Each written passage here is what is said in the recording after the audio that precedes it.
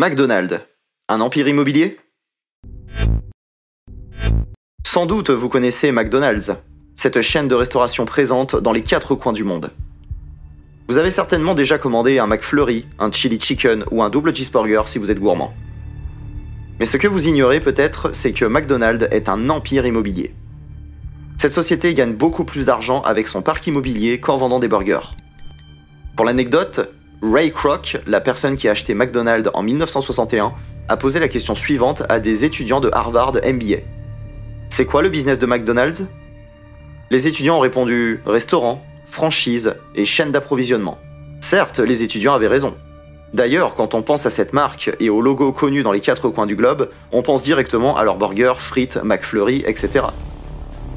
Ray Kroc annonce aux étudiants « Nous ne sommes pas dans le business du burger, mais dans celui de l'immobilier. » Comment a-t-il fait? Vous vous demandez tous et toutes. Oui, McDonald's est l'un des plus grands empires immobiliers du monde. Pourquoi? La firme possède le terrain, il loue le terrain aux franchisés. Le franchisé est obligé de louer le terrain à McDonald's. Dans cette vidéo, j'ai décidé de vous parler de McDonald's, l'empire immobilier et non pas la chaîne de restauration rapide. Allons-y. Dans les années 50, Ray Kroc n'a été qu'un vendeur de machines à milkshake qui ne connaît pas un grand succès dans le monde des affaires. Un jour, une commande importante va lui conduire chez McDonald's, dirigé par Dick et Mac. Ces 2 frères sont les propriétaires et inventeurs du concept de McDonald's. Ray visite les locaux de McDonald's et s'est construit une idée claire et précise du système. Il comprend que le concept est révolutionnaire et propose aux frères de le franchiser et de lui proposer cette mission. Les 2 frères acceptent l'idée et signent un contrat avec Kroc. Résultat, la chaîne de restauration s'étend dans toutes les villes américaines et ensuite dans les 4 coins du globe. Aujourd'hui, la chaîne de restauration possède plus de 37 800 restaurants et gère une équipe de plus de 2,5 millions de collaborateurs. Au quotidien, plus de 69 millions de clients sont servis dans le monde. C'est énorme, non? Alors comment Kroc, ce vendeur de milkshake, a-t-il réussi à bâtir un empire immobilier? Certes, certaines personnes se montrent sceptiques et n'acceptent pas les méthodes mises en place par Ray Kroc pour faire prospérer sa firme. Mais celle-ci reste une des plus grandes entreprises dans le monde, et personne ne peut le contredire. Il est important de comprendre les secrets de sa réussite, d'où cette vidéo. Une société qui réussit, c'est avant tout une bonne idée différente de la concurrence. C'est le point de départ de la réussite de McDonald's. Chez McDo, le concept de la restauration rapide a été l'élément le plus important. Le système mis en place par les 2 frères consiste à produire des hamburgers à la chaîne. Ainsi, la commande est servie en moins d'1 minute. Par ailleurs, les 2 frères ont mis en place une carte limitée contenant les produits les plus demandés par les clients. Nous y trouvons le fameux hamburger, les frites, les sodas et les milkshakes. La standardisation permet à la chaîne de restauration de réduire ses coûts et proposer aux clients de la nourriture à des prix imbattables.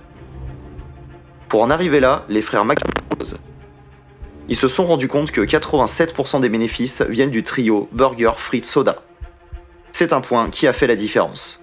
Ray Kroc a mis en place une stratégie immobilière de génie. Comment? McDonald's possède le terrain de tous les restaurants et le loue aux franchisés. C'est ce qui permet à la firme d'avoir une source de revenus régulière grâce à l'immobilier locatif. Ray a compris que l'investissement dans la pierre est le meilleur moyen pour bâtir un empire. Selon les chiffres publiés en 2014, les revenus immobiliers engrangés auprès des franchisés représentent environ un quart des ventes annuelles. En cette année, elles avaient dépassé les 6 milliards de dollars, soit une progression de 25% sur 5 ans. Cela représente environ 20% du chiffre d'affaires total. Comme vous le savez déjà, McDonald's utilise un système de franchise pour s'implanter dans le monde. Le franchisé n'a rien à faire et McDonald's s'occupe de tout. Pour l'emplacement du restaurant, la marque ne choisit que les endroits les plus stratégiques. C'est pourquoi elle détient des restaurants dans les zones immobilières les plus chères et la valeur de ses biens immobiliers ne cesse de croître.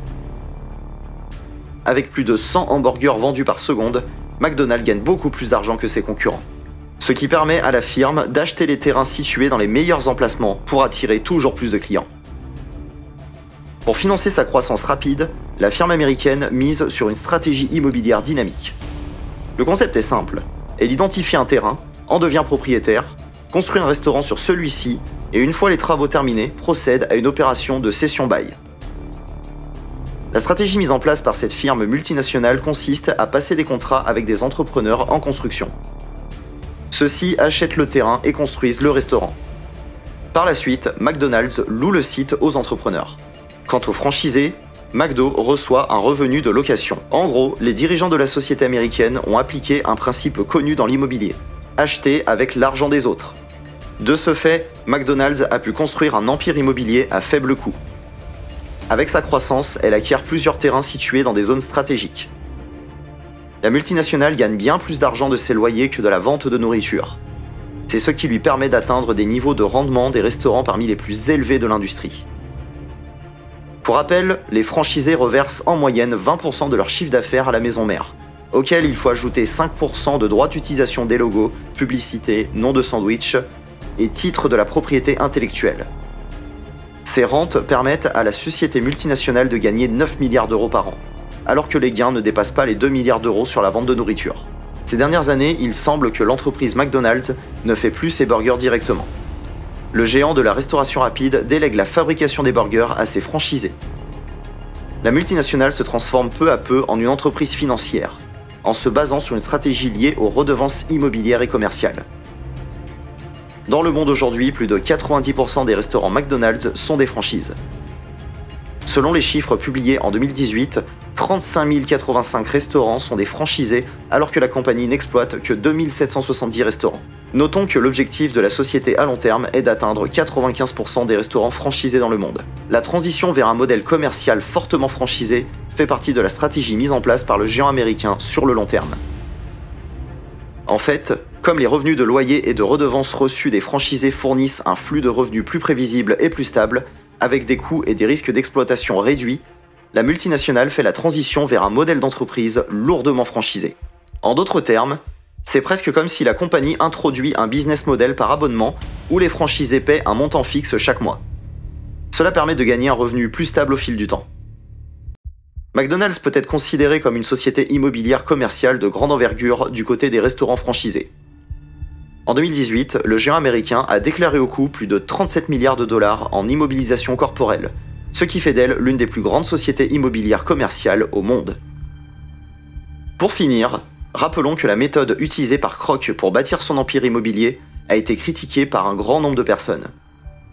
Selon les dires de certains, Ray a arnaqué les frères McDonald et s'est basé sur leur idée pour faire prospérer son entreprise. D'autres disent qu'il s'agit d'une idée de génie qui lui a permis d'assurer des revenus réguliers qui dépassent largement les bénéfices de son entreprise.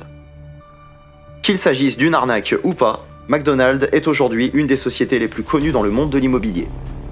Aujourd'hui, le patrimoine immobilier de McDonald's est évalué à 40 milliards de dollars. Et comme nous l'avons bien expliqué plus haut, la société sait rentabiliser son patrimoine, notamment avec les loyers auprès de ses franchisés connus pour être 10 fois plus élevés que la moyenne du marché. Pour découvrir l'histoire de cette multinationale, n'hésitez pas à regarder le fameux film Le Fondateur, du réalisateur John Lee Hancock. Ce n'est pas fini. Est-ce que tu aimerais découvrir des réponses aux plus grandes questions politiques, géographiques et géopolitiques de manière amusante et simplifiée? Alors regarde tout de suite une vidéo de Blux Culture. Blux Culture est une chaîne qui publie plusieurs fois par semaine des vidéos inédites et insolites sur des questions que tu ne t'aurais jamais posées. Clique tout de suite sur Blux Culture et découvre maintenant la toute dernière vidéo de la chaîne. À demain.